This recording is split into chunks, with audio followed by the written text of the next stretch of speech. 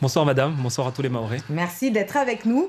Vous estimez donc aujourd'hui qu'on n'est pas allé assez loin dans ce sens-là, d'où votre deuxième candidature au sénatorial, c'est bien cela?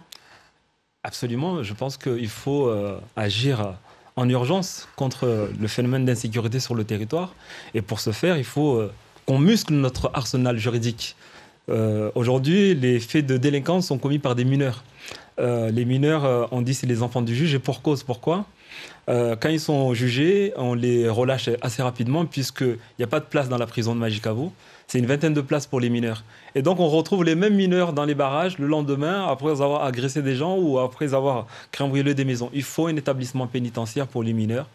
C'est prévu par la loi et ce n'est pas interdit. Pas un centre éducatif fermé comme c'est dit jusqu'à présent? Certainement pas. Parce que quand on vous a vendu cela, on ne vous a pas dit que c'était 12 places, un centre éducatif fermé. Ça, c'est la loi. C'est réglementaire, ça ne peut pas dépasser 12 places. Donc, si je peux finir mon propos sur le fait qu'il faut muscler notre arsenal juridique, il faut effectivement, abolir l'excuse de minorité, puisque les mineurs, quand ils commettent un crime ou un délit, quand ils encourent 20 ans de prison, quand il s'agit d'un majeur, pour les mineurs, c'est divisé automatiquement par 2. Et comme il n'y a pas de place en détention, en prison en tout cas, ils y vont, ils font la moitié du temps et ils sont relâchés, on les retrouve dans la nature. Donc, il faut une deuxième prison. Deuxième chose, on voit que ces mineurs également sont sur ces théâtres de chaos et les parents sont où? Les parents sont dans leur maison et ils profitent de cette délinquance parce que certains jeunes amènent, et je finis juste là, les biens qu'ils volent sur le territoire dans leur maison et les parents ne disent rien. Et je pense qu'il faut également sanctionner ces parents-là par un nouveau délit qu'on va consacrer si on était élu, un délit de carence éducative à l'endroit de ces parents qui élèvent ces voyous. Alors on l'a compris, vous souhaitez durcir les textes législatifs pour les mineurs délinquants, des délinquants qui squattent aussi les terrains des collectivités, des particuliers. Et il n'y a pas que, vu l'immigration clandestine ici à Mayotte, quelles propositions faites-vous pour résoudre ce problème de squat? On a un texte qui est déjà là, qui est la loi Elan, qui doit s'accentuer à travers Ouambouchou 2 pour récupérer ce que j'appelle dans mon programme une reconquête républicaine du territoire. Mais ce qui nous a manqué pendant la période du Ouambouchou, c'est le fait de décréter l'état d'urgence sécuritaire. Pourquoi? On a régulièrement des pics de violence sur ce territoire et les policiers et gendarmes qui étaient sur le terrain ne pouvaient pas aller dans les bangas pour aller chercher les voyous. Quand vous dites qu'il nous a manqué, il a manqué de la part de qui? De l'État.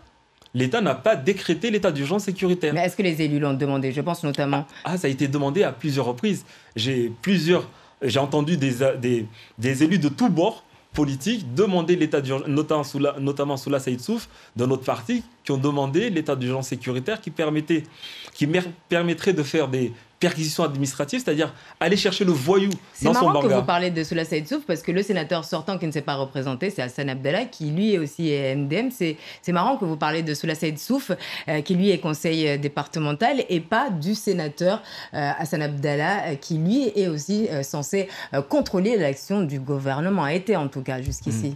Je vous invite à inviter Hassan Abdallah pour s'expliquer sur son bilan. Alors en parlant d'illégaux toujours, pensez-vous qu'il faille régulariser les immigrés dans les métiers en tension, comme le suggèrent certains élus au niveau national? Certainement pas. Nous connaissons une immigration sans nom sur le territoire. Qui cause beaucoup de difficultés dans les collectivités, dans l'administration, dans l'école, dans la santé. Et il n'est certainement pas possible d'accueillir de nouvelles personnes. Au contraire, il va falloir réguler tout ça parce qu'on est en train de mettre en faillite toute la scolarité de nos enfants. Réguler comment? Réguler comment? Déjà, il faudrait que l'État fasse son travail, c'est-à-dire empêcher les arrivées. Aujourd'hui, il faudrait réorganiser les forces d'intervention. Aujourd'hui, quand un Kwassa est détecté à Mtsamboro, les forces d'intervention partent depuis Dzaoudzi pour arriver jusqu'à Mtsamboro. Sauf que les Kwassa, quand ils arrivent à 5-6 en même temps, on ne peut pas tous les intercepter en même temps. Alors que si on plaçait ces policiers et gendarmes là, au niveau de l'îlot de Mtsamboro, la force d'intervention serait beaucoup plus rapide et plus efficace. Et pour aller un peu plus loin dans ce sujet, vous, sénateur, quelles propositions ferez-vous dans ce sens pour que, justement, aider l'État à réguler? Puisque c'est aussi ça l'action d'un sénateur. C'est de faire le lobbying pour arriver à ce qu'on réorganise les forces d'intervention et rappeler au ministre Darmanin et au président de la République les engagements pris auprès des Mahorais, c'est-à-dire envoyer des drones, envoyer un bâtiment pour empêcher, dissuader les gens de rentrer sur les eaux de Mayotte. Ça, on l'a déjà entendu. Mais vous, du coup, concrètement, aujourd'hui, qu'est-ce qui vous différencie des 9 autres candidats au sénatorial? Ce qui me différencie, madame, c'est que nous, on apporte une nouvelle méthode de travail. Souvent, on se plaint du sénateur qui n'a pas de bilan ou il est déconnecté des autres parlementaires.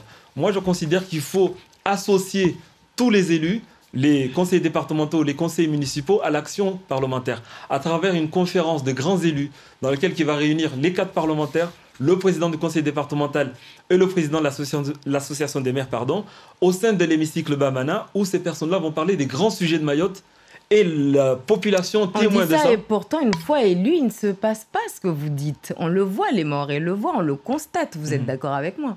J'entends bien, mais encore une fois, c'est une nouvelle méthode, c'est une nouvelle culture qu'il faut imposer.